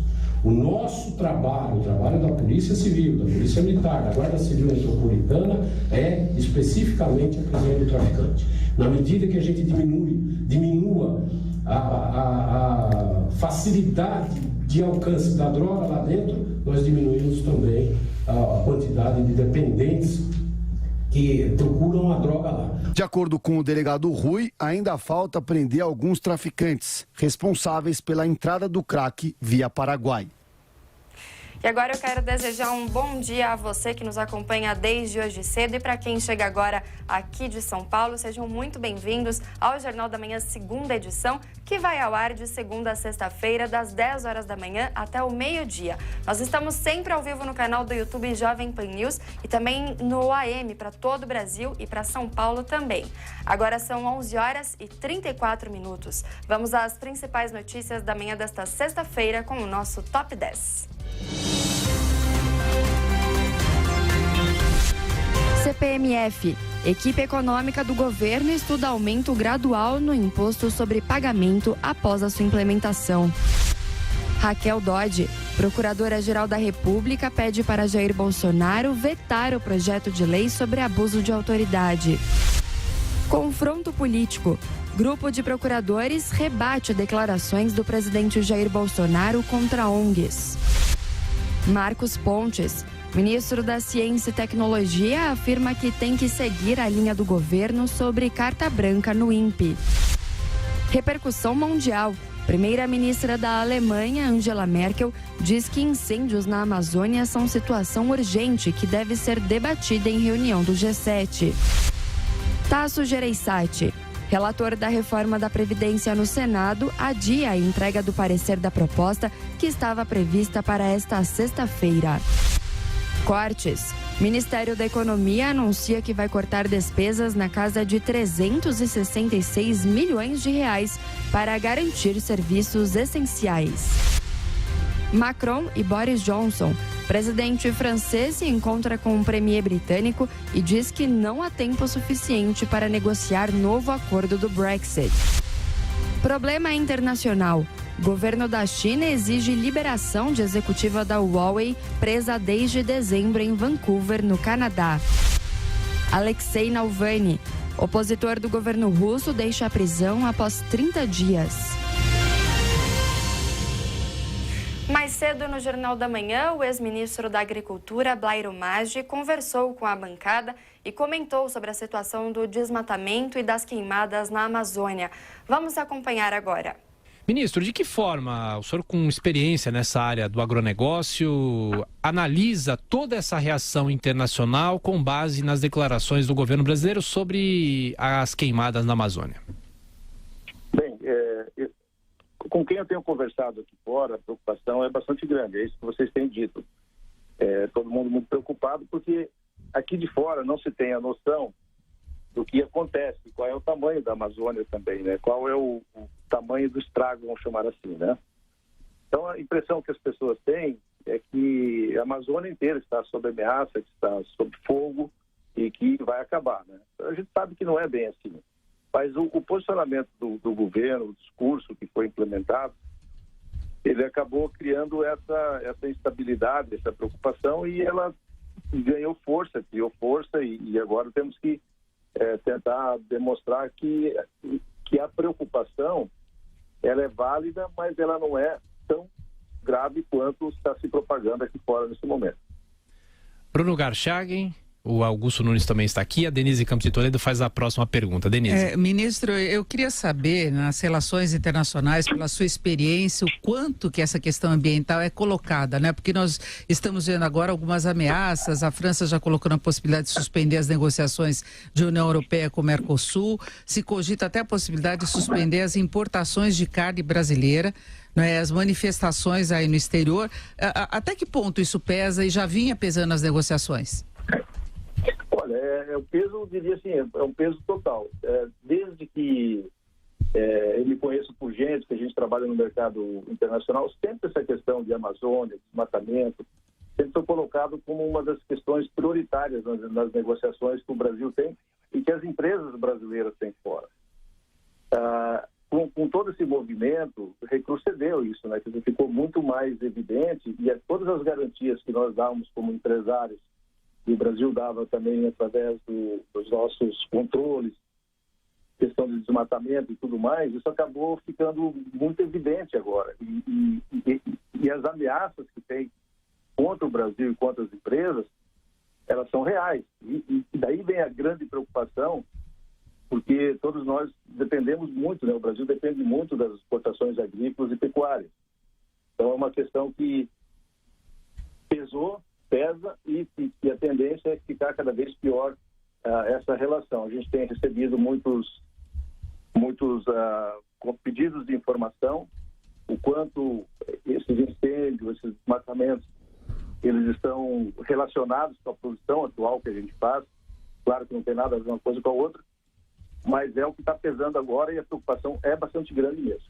Ministro, é Augusto Nunes. Eu queria saber o seguinte, ministro, se o desmatamento efetivamente aumentou fora do previsto, do normal, e quais são os responsáveis por isso? Quem desmata? Ou queima? Quem desmata normalmente é quem está à margem da lei. Porque não é proibido você usar de parte do seu território, como todo mundo sabe, 20% na Amazônia, 50% no Cerrado e assim por diante. Agora... Sim, mas quem está à margem da lei, ministro? São o quê? Os agricultores? Os ribeirinhos? Quem são? Normalmente não são agricultores estabelecidos. Nós não usamos fogo na nossa atividade agrícola. Aqueles que desmatam de forma ilegal, irregular, são grileiros, os próprios assentamentos sem terra, enfim, é uma série de pessoas que acabam fazendo isso e que nós temos que combater isso como país. Nós não podemos aceitar esse tipo de coisa. Dizer que a Amazônia não é importante para o Brasil e para o mundo está errado. Ela é importante, devemos conservá-la e separar exatamente quem é o ilegal e quem é o legal. O governo tem que combater isso. Ele não pode cruzar os braços e achar que as pessoas vão fazer tudo certinho o tempo inteiro. Tem que ter fiscalização, sim. Ministro, só para a gente fechar, temos um minutinho ainda. Bruno Garchag. Bom dia. Em entrevista ao jornal Valor Econômico, o senhor disse que parte dessa gritaria de líderes europeus poderia estar relacionada à oposição de alguns países ao fechamento do acordo. O senhor citou a França. Eu queria saber exatamente o que anda acontecendo e por que essa oposição da França, por exemplo. A França sempre foi muito contrária. A França e a Irlanda são os dois países que têm mais resistência a esse tipo de acordo, né? Porque nós somos um concorrente bastante forte e eles defendem muito a agricultura deles. Então, quando eu disse isso, eu quero dizer o seguinte, que essa situação criada no momento que nós estamos vivendo pode sim servir de uma força contrária para o fechamento desses acordos, tá? E isso é evidente que vai acontecer. Quem é contrário à posição do Brasil ou do Mercosul com a comunidade europeia está usando esses argumentos para deixar cada vez mais longe esse acordo, o que é lamentável, né? Porque são 20 anos de trabalho, vários governos passaram e se conseguiu fazer um acordo. Não é um acordo dos sonhos do Brasil nem da Argentina, mas é um acordo possível que foi feito. Perder esse esforço agora significa retroceder muitos anos nas negociações. A gente acompanhou agora, então, um trecho da entrevista do ex-ministro Blairo Maggi. A íntegra dessa entrevista e muitas outras você também acompanha no canal do YouTube Jovem Pan News.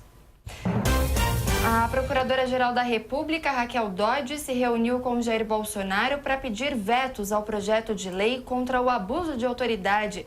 Informações de Camila Yunes. A Procuradora-Geral da República, Raquel Dodge, pediu ao presidente Jair Bolsonaro para vetar parcial ou integralmente o projeto de lei sobre abuso de autoridade. Ela se encontrou com o presidente nesta quinta-feira no Palácio do Planalto em uma reunião que durou 50 minutos. A procuradora destacou 9 artigos para serem vetados e disse a Bolsonaro que a lei pode enfraquecer e intimidar juízes e procuradores. Segundo Dodge, a proposta prejudica o combate a crimes como corrupção e lavagem de dinheiro. O porta-voz da Presidência da República, Otávio do Rego Barros, já informou que Bolsonaro irá barrar alguns trechos.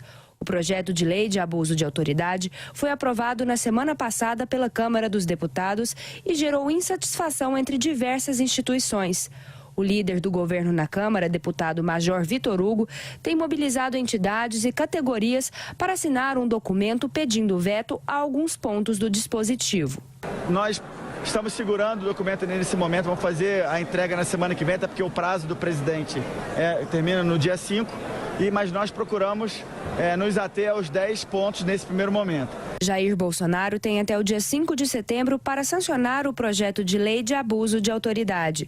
Caso os vetos se confirmem, eles ainda serão analisados pelo Congresso Nacional, que pode manter ou não a decisão do presidente. A maioria do Supremo Tribunal Federal entendeu que o salário de servidor público não deve ser reduzido. Nesta quinta-feira, 6 ministros do Supremo votaram nesse sentido. Foram eles Luiz Edson Fachin, Rosa Weber, Carmen Lúcia, Ricardo Lewandowski, Luiz Fux e Marco Aurélio Mello. Dessa forma, o STF deve declarar inconstitucional o dispositivo da Lei de Responsabilidade Fiscal, que permite reduzir a jornada e o salário dos servidores em momentos de ajuste dos gastos. De acordo com o relator, ministro Alexandre de Moraes, isso seria possível se os estados que ultrapassassem o limite de gastos com pessoal. Não vejo nada de arbitrário nessa norma. Essa norma pretende proteger, ao mesmo tempo, a estabilidade do servidor, a sua carreira e o próprio serviço público. A prestação é contínua. Votaram com Alexandre de Moraes os ministros do Supremo Luiz Roberto Barroso, Gilmar Mendes e o presidente da Corte, Dias Toffoli. O ministro Edson Fachin abriu a divergência, dizendo que as crises financeiras dos estados não podem atingir salários de servidores. A ordem constitucional vincula, independentemente dos ânimos econômicos ou políticos, vincula a todos, inclusive a este juiz em atividade de interpretação constitucional. Após o placar do Supremo Tribunal Federal, o presidente da Câmara dos Deputados disse que é preciso pensar em uma PEC para reduzir o salário de servidores. Rodrigo Maia, do DEM do Rio de Janeiro, afirmou que ainda não há uma articulação nesse sentido no Congresso Nacional, mas que será necessário pensar nessa medida. Talvez a gente precise pensar numa emenda constitucional que trate de alguns pontos. A questão ainda que o Supremo precisa julgar do regime, do regime jurídico único. Isso é fundamental, porque nesse momento os entes estão sem condição de contratar, mas daqui a alguns anos vão precisar voltar a contratar. Vamos continuar dialogando, da mesma forma que às vezes o Congresso vota matérias que o Judiciário critica, algumas vezes eles votam matérias que nós discordamos. E isso é democrático. Com um placar de 6-4 contra a redução de jornada e de salários, o julgamento foi interrompido pelo presidente da Corte, Dias Toffoli. Ele quer aguardar o voto do decano Celso de Mello, ausente por motivo de saúde. A análise só será então retomada após o retorno do ministro e até lá, qualquer magistrado pode mudar o voto. O presidente da Câmara, Rodrigo Maia, acredita que ainda é cedo para falar em privatização da Petrobras. Vitória Bel. O presidente da Câmara dos Deputados, Rodrigo Maia, afirmou nesta quinta-feira que é temerário falar na possibilidade de privatização da Petrobras até 2022. Rodrigo Maia esteve em evento com empresários em São Paulo. A Petrobras não foi incluída no plano de desestatização anunciado pelo governo na quarta-feira, mas o ministro Paulo Guedes já indicou que a petroleira não está imune a uma possível venda. O presidente da Câmara considera perigoso e um risco desnecessário falar em hipóteses para uma empresa de capital aberto. Você mexe com o valor de uma ação e você não informou os seus acionistas, a sociedade como um todo, que você pretende fazer esse trabalho. No caso da Eletrobras está feito isso. Eu acho que o correto é a gente focar na Eletrobras, avaliar a situação, avaliar se de fato essa empresa perdeu a capacidade de gerar, através dos seus próprios resultados, condições de investir. Rodrigo Maia ainda disse que o governo precisará se empenhar para conseguir o aval do Congresso para a privatização da Eletrobras. Eu disse ao governo que o parlamento é reformista, mas ele precisa dos argumentos, como nós tínhamos os argumentos na reforma da Previdência. Esses argumentos é que precisam ser construídos pelo ministro da Economia, mas principalmente pelo ministro das Minas e Energia. Talvez a privatização seja o melhor caminho. Precisa convencer mais 256 deputados. Rodrigo Maia ainda comentou sobre a possibilidade da MP da Liberdade Econômica voltar para a Câmara dos Deputados antes de ir para a sanção do presidente Jair Bolsonaro. O Senado aprovou na noite desta quarta-feira a medida provisória, mas retirou do texto o trecho que permitia trabalho aos domingos e feriados. Para Maia, o processo legislativo precisa ser completo e afirmou que vai conversar com o presidente do Senado, Davi Alcolumbre. Casos de sarampo avançam no interior de São Paulo. Quem traz mais informações direto de Bauru é Alexandre Pitoli. Bom dia. Bom dia, Nicole Fusco. Bom dia para você que acompanha a segunda edição do Jornal da Manhã. Nicole, os casos de sarampo avançam no interior do estado de São Paulo. Nesta quinta-feira, Marília confirmou mais 4 novos casos, chegando a 27 casos suspeitos e 7 confirmados. A cidade vizinha de Garça também confirmou o seu primeiro caso de sarampo neste ano de 2019. Além disso, nesta semana, Bauru confirmou seus primeiros 4 casos, com 89 casos suspeitos, e a cidade de Votuporanga tem 21 casos suspeitos e 2 confirmados. As cidades intensificam, então, as ações de bloqueio contra o sarampo, Nicole. Alexandre Pitoli, para a Rede Jovem Pan. Obrigada, Pitoli, pelas informações. O Ministério da Economia planeja cortar 366 milhões de reais em despesas para garantir serviços essenciais. Reportagem de Marcelo Matos. O Ministério da Economia vai cortar despesas na casa de 366 milhões de reais, incluindo o cafezinho, sob a alegação de garantir serviços essenciais, como sistemas da Receita, CPFs e a restituição do imposto de renda. E dar o exemplo, ressalta o secretário adjunto da Secretaria Especial da Fazenda, Esteves Colnago. Tivemos uma boa notícia na arrecadação em julho, agora isso não quer dizer que em agosto nós teremos a mesma boa notícia. Então, a economia está sendo prudente, está sendo, de certa forma, buscando dar um exemplo aos demais órgãos de focalizar nos serviços que são essenciais à população e essenciais à manutenção do próprio governo. Haverá também remanejamento de 1 bilhão e 800 milhões de reais em autarquias e fundações, como o Banco Central e a Receita Federal. O secretário executivo do Ministério da Economia, Marcelo Guaranis, lembra que todas as pastas devem reduzir gastos numa adequação à receita. Que a gente depende de uma melhoria da arrecadação, depende de outras receitas que podem aparecer, e eles têm que conseguir prestar os seus serviços para a população, também com os recursos que estão disponíveis hoje. Então, aguardamos que isso sirva de exemplo para eles também. Obviamente temos o poder, como o Gleison colocou, mas toda vez que eu vou muito no microgerenciamento de um ministério, eu posso estar atrapalhando a eficiência que um gestor do ministério tem de cuidar do seu recurso. Ele às vezes prefere manter o café e tirar um outro serviço. A gente aqui está deixando claro que para a gente é importante. O corte e o remanejamento representam 2 bilhões 160 milhões de reais. Em 2019, já houve uma redução no orçamento do Ministério da Economia na casa de 34%, 4,4 bilhões. E o limite de gastos previsto para o ano era de 12,6 e agora está em 8 bilhões e 200 milhões de reais. A Polícia Federal investiga a possível sabotagem em sistemas do Ministério da Educação. Quem traz as informações é a repórter Natasha Mazaro. A Polícia Federal começou a apurar a suspeita de sabotagem em sistemas do Ministério da Educação. 3 peritos e um agente da PF estiveram nesta quinta-feira na sede da pasta para analisar a estrutura de informática. Os investigadores checaram a sala-cofre, local onde estão os servidores e outros equipamentos do Ministério. No dia 8 de agosto, o ministro Abraham Weintraub denunciou que os portais do órgão estavam sofrendo ataques cibernéticos. A investigação da Polícia Federal foi solicitada pelo próprio MEC, já que a página da pasta é o principal canal de acesso para os estudantes.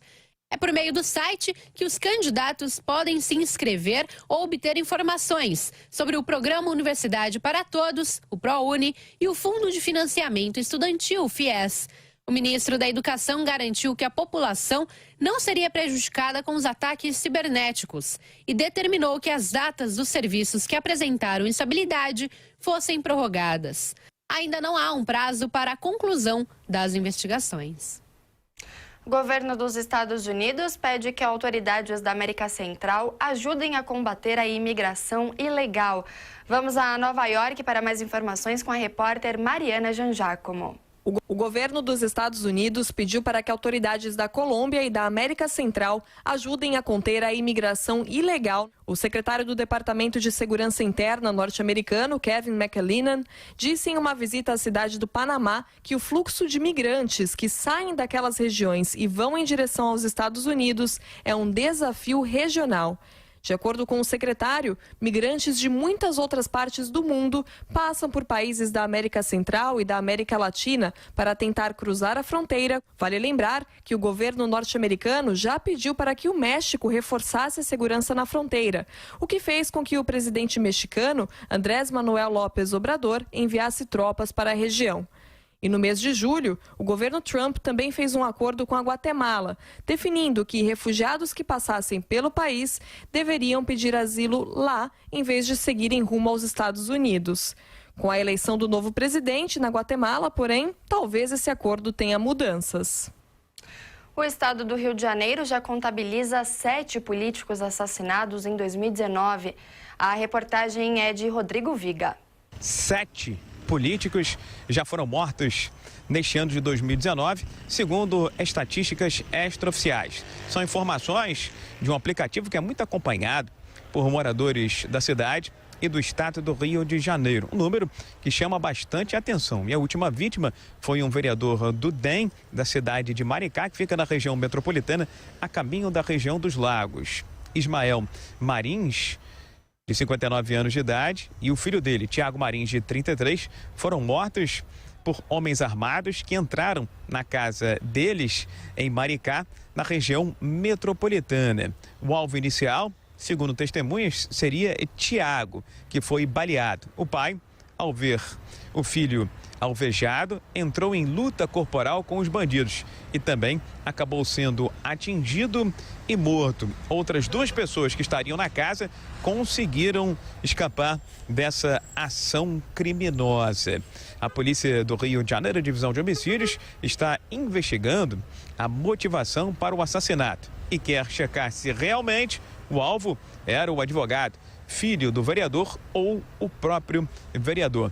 A maioria dos políticos mortos aqui no Rio de Janeiro era de vereadores neste ano de 2019. As outras mortes, nitidamente, têm conotação, têm motivação política. Inclusive, em Maricá, neste ano de 2019, 2 jornalistas foram mortos em ações criminosas. Um repórter que investigava ilegalidades políticas na cidade e o dono de um jornal no município da região metropolitana do Rio de Janeiro. Do Rio, Rodrigo Viga. Coreia do Sul e Japão rompem acordo de cooperação militar. O anúncio foi feito nesta quinta-feira pelo Conselho de Segurança Nacional sul-coreano. O pacto, elaborado para compartilhar informações sobre as ameaças nucleares e de mísseis da Coreia do Norte, seria renovado automaticamente neste sábado. No entanto, as recentes tensões diplomáticas e comerciais entre os países mudaram o rumo do acordo. Saída de investimentos estrangeiros do mercado acionário brasileiro preocupa. Os capitais externos na B3, em agosto, têm participação superior a 40% nos negócios. Mesmo assim, 20 bilhões de reais de investimentos externos deixaram o país neste ano. Quase metade dessa cifra saiu na primeira quinzena do mês. No rastro do campeão mundial de longevidade, o Japão, onde a média de vida é de 84 anos, 2 cidades catarinenses dividem o título nacional da modalidade. Blumenau e Brusque estão empatadas como as cidades brasileiras com a maior média de vida, 78,6 anos. A gaúcha Veranópolis, que durante anos ostentou o título nacional de longevidade, vem a seguir, com 75,2 anos de média de vida. A cidade ainda é citada como modelo no trato de idosos e, em 2016, chegou a receber diploma de reconhecimento conferido pela Organização Mundial da Saúde. Agora são 11 horas e 58 minutos e o Jornal da Manhã, segunda edição, fica por aqui. Obrigada pela sua audiência e pela sua companhia. Fique agora com o Camisa 10, que você também acompanha pelo canal do YouTube Jovem Pan Esportes. A gente volta na segunda-feira, às 10 horas da manhã. Um ótimo fim de semana. Jovem Pan News.